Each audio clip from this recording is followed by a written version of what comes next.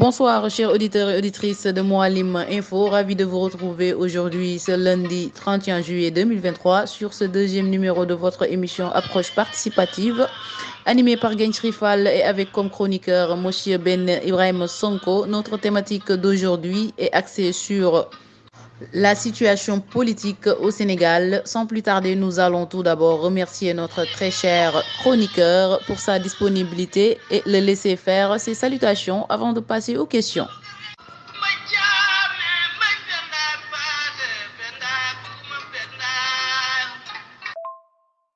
Bonsoir Madame Fall et merci encore une fois de m'inviter à votre émission Approche participative qui s'intéresse aujourd'hui à la politique au Sénégal.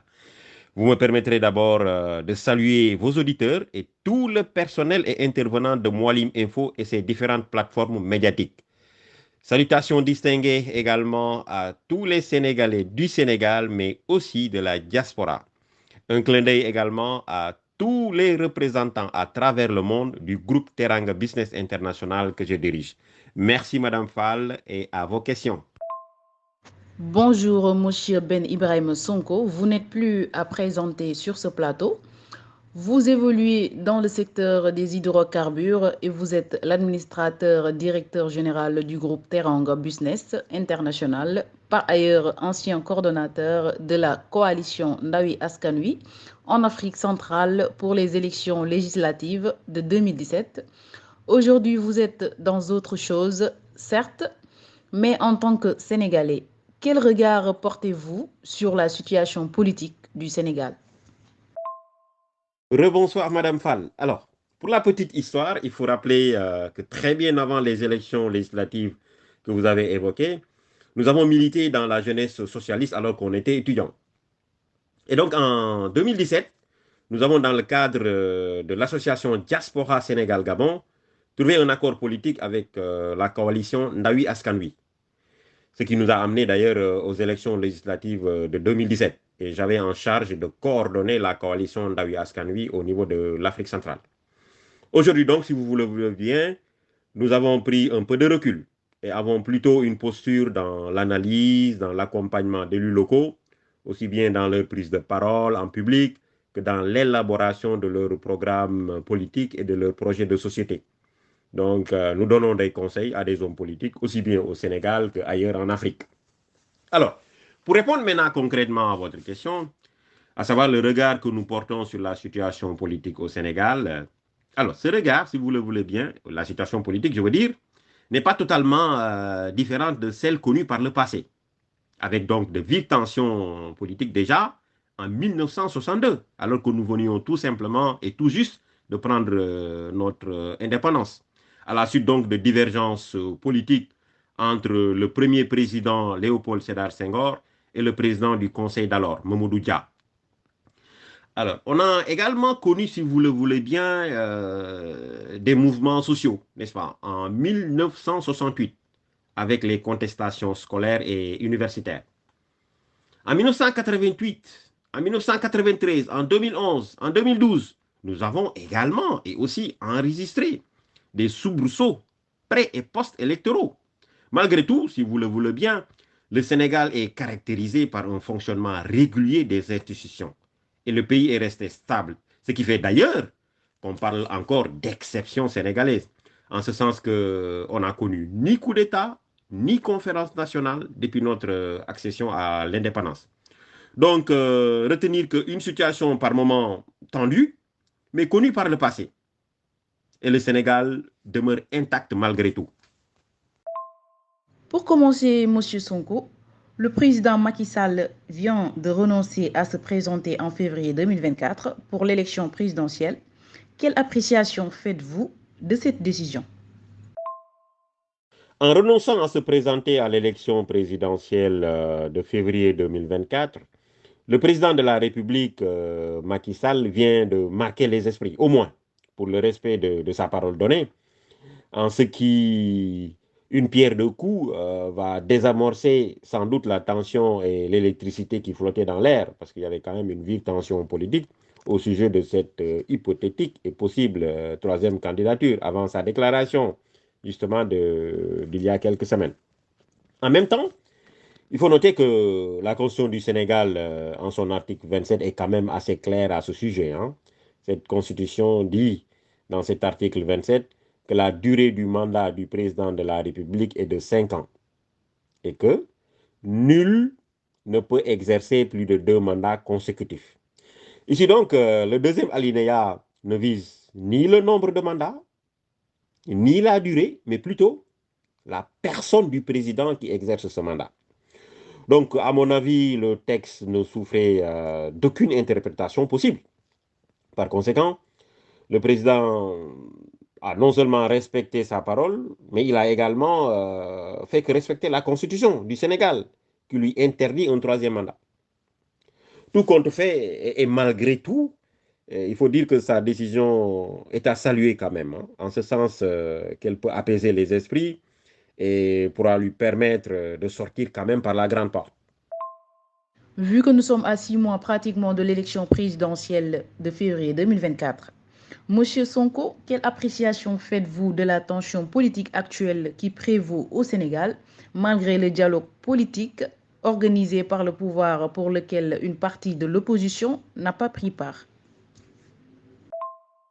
Madame Fall, comme nous l'avons évoqué dans l'analyse de la situation politique au Sénégal dans la première question, il faut retenir que les tensions politiques au Sénégal sont aussi vieilles que l'avènement du multipartisme au Sénégal, avec son lot d'événements, notamment, comme je l'ai dit plus haut, les événements de 62, de 88, de 93, de 2011, de 2012, de 2021, de 2023 et de vendredi dernier d'ailleurs. Donc, il y a toujours tension politique au Sénégal. Heureusement que le génie sénégalais a toujours su transcender ces tensions. Et les gouvernants ont toujours fait preuve de grandeur en appelant quelquefois au dialogue pour apaiser les esprits. Donc, la dernière en date, c'est le dialogue organisé par le président Macky Sall il y a quelques 2 à 3 mois de cela, qui a réuni autour de lui des partis politiques et autres organisations de société civile. Malheureusement, une partie assez importante, significative, je veux dire, de l'opposition a décliné la main tendue du président de la République, ce qui constitue quelque part, à notre avis, un échec si nous considérons le poids que constitue cette frange de l'opposition. Par contre, et ça c'est notre avis, hein, les leaders des partis politiques gagneraient à participer à ces dialogues politiques, conformément à la tradition de pays de dialogue, le Sénégal, qui est au-dessus de tout le monde, n'est-ce pas? Les partis politiques doivent taire leur querelle à un moment donné, se retrouver autour de la table pour préserver les acquis sociaux et calmer le jeu politique. En poursuivant vos réponses précédentes, une présidentielle sans l'opposant principal et candidat du parti PASTEF, si nous considérons les verdicts de ses procès en cours et de son arrestation vendredi dernier, est-ce que vous l'envisagez, Monsieur Ben Ibrahim Sonko? Écoutez, Madame Fall, il est vrai qu'une élection sans l'opposant principal du régime actuel, qui a été quand même troisième à l'élection présidentielle de 2019 et qui est aujourd'hui le principal leader de la grande coalition Yewwi Askan Wi, serait une élection non inclusive à mon avis. Et cela priverait quand même beaucoup de Sénégalais de leur volonté de choisir un homme pour conduire leur destinée. Ousmane Sonko, puisque c'est de lui qu'il s'agit, est une bonne nouvelle pour la démocratie sénégalaise, comme disait l'autre. Et l'empêcher d'être candidat à la prochaine élection présidentielle, c'est à mon avis affaiblir, voire compromettre la démocratie sénégalaise en ce que ce dernier représente, surtout pour la jeunesse, qui porte un grand espoir en lui. Alors, aujourd'hui, malheureusement, nous avons appris il y a quelques heures de cela la dissolution de son parti politique, à savoir le PASTEF, après son arrestation. Je crois que c'est là un recul net de la démocratie sénégalaise. Si nous savons que le multipartisme est connu au Sénégal depuis 30 ans déjà, Senghor a donné la possibilité aux Sénégalais de créer des partis politiques, Abdou Diouf l'a consolidé, Abdoulaye Wade l'a promu. Et si aujourd'hui procédons à des dissolutions de partis politiques, ceci n'honore pas le Sénégal et constitue un véritable recul démocratique. Cependant, il faut dire que les magistrats, la justice doit faire son travail parce qu'en réalité, aucun Sénégalais ne doit être au-dessus de la loi, mais les juges, ils doivent rendre le droit et la justice au nom du peuple mais pas au nom d'un certain régime politique. Et je crois que c'est seulement à ce prix que le pays sera apaisé et connaîtra des lendemains électoraux paisibles. En effet, après 12 ans au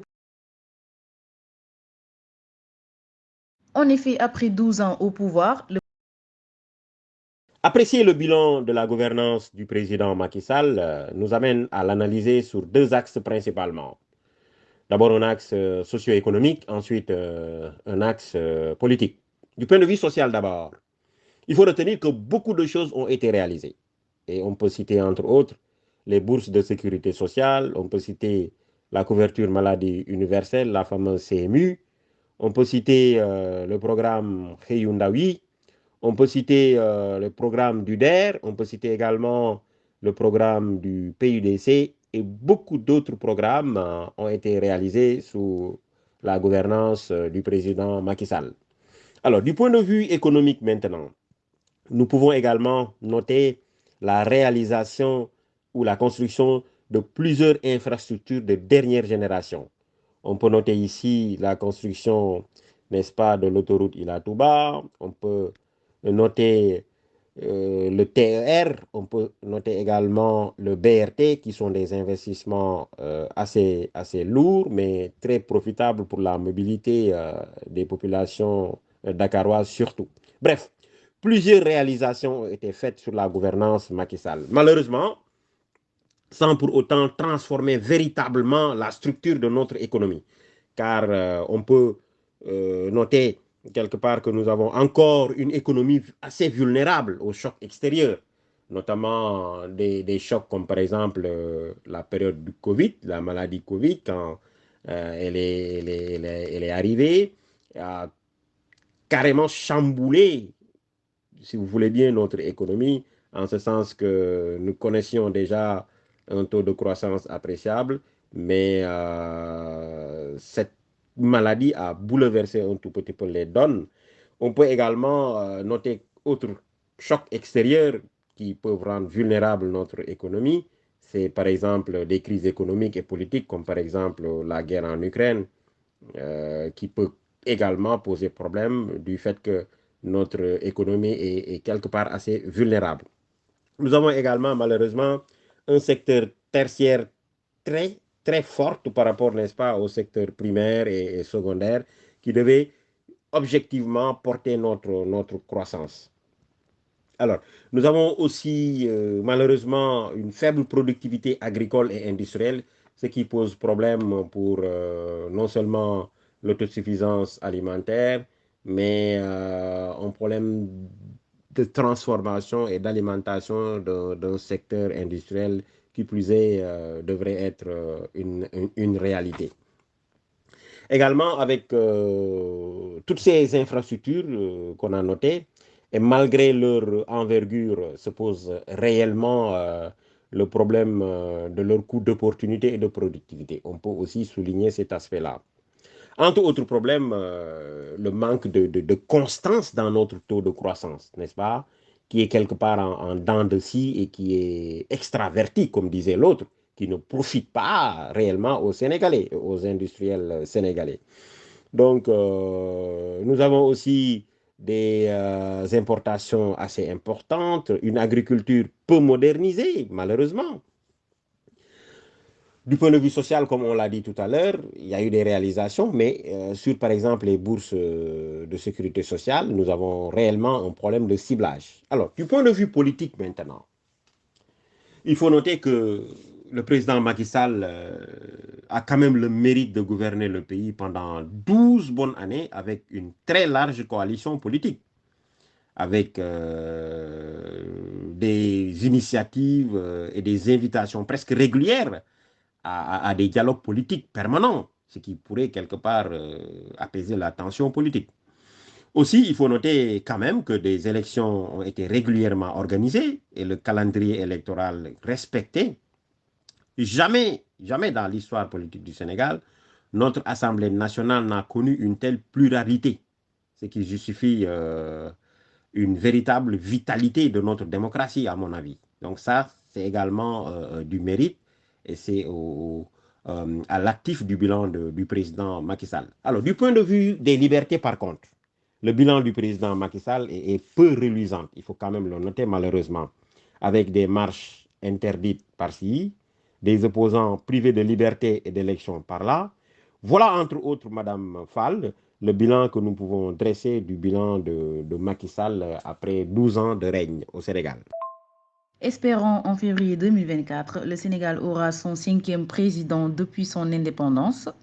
Quels seraient selon vous, M. Sonko, les chantiers qui attendent ce prochain président de la République? Madame Fall, le Sénégal étant un pays qui a malgré tout de véritables acquis institutionnels et démocratiques, avec une cohésion nationale certaine, le prochain président de la République du Sénégal à partir de février 2024 pourra véritablement, à mon avis, réussir son quinquennat si et seulement si il initie un certain nombre de réformes. D'abord, il faut qu'il ait le courage d'initier de véritables réformes institutionnelles. Alors, toutes les institutions budgétivores qui ne servent pas à grand chose doivent être tout simplement éliminées ou rattachées. Il faudrait également qu'il y ait une réelle structuration, je veux dire une structuration profonde de notre économie. Parce qu'encore une fois, l'économie sénégalaise va, d'ici quelques mois, accueillir une activité, c'est l'extraction du pétrole et du gaz. Donc, notre économie doit être restructurée de telle sorte qu'elle prenne en compte l'activité pétrolière et gazière. Ensuite, il faut une véritable politique de réduction des inégalités. Il faut donc corriger les inégalités, n'est-ce pas? Avec un reciblage, par exemple, sur les bourses sociales. Il faut un rééquilibre, n'est-ce pas? Il faut un rééquilibrage des différents secteurs primaires, secondaires et tertiaires. La croissance doit être portée par le secteur primaire, donc production, et secondaire, transformation, mais pas par le secteur des services, malheureusement, comme c'est le cas aujourd'hui. Il faut également investir massivement dans les secteurs agricoles, n'est-ce pas? Qui est un secteur créateur d'emplois massifs. Et donc, réorganiser celui-ci. Il faut réorganiser le secteur agricole en éliminant, n'est-ce pas, tous les intermédiaires qui empêchent les producteurs de trouver leur compte. Bref, il faut promouvoir l'agriculture familiale, qui est une agriculture, à mon avis, beaucoup plus inclusive. Aussi, il faut réorienter les bourses sociales, je l'avais dit plus haut, pour un meilleur ciblage. Développer aussi, c'est important, Madame Fall, développer l'esprit d'entrepreneuriat. Il faut aussi et également investir dans les grands travaux en lieu et place des grands projets peu créateurs d'emplois. Aussi, il faut réorganiser le secteur de la pêche en introduisant ou en imposant, si vous voulez bien, la transformation de nos ressources halieutiques sur place avant toute exportation. Il est inadmissible, à mon avis, que le poisson pêché au Sénégal coûte plus cher au Sénégal qu'en France, où je vis. C'est inadmissible. Il est introuvable, le poisson, alors qu'il est pêché au Sénégal. Il faut également que le prochain président puisse prendre des initiatives dans le domaine agricole, toujours en remplaçant les DAC par des camps agricoles communautaires. Aussi, il faut renforcer le code des investissements pour une meilleure attractivité, devrais-je dire, des investisseurs et une meilleure protection du secteur privé national.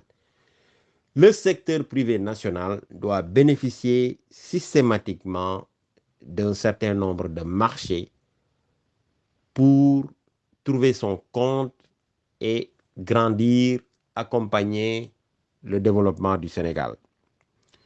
Aussi, il faut remplacer la notion d'entreprise de droit sénégalais à celle d'entreprise de capitaux sénégalais. Ça, c'est toujours dans le code des investissements. Il faut faire un toilettage. Bref, il faut des réformes profondes et une vision claire pour un développement définitif de notre économie et de notre pays, le Sénégal. Merci de votre fidélité, chers auditeurs de Mouhalim, et merci à M. Ben Ibrahim Sonko qui était notre invité de ce soir.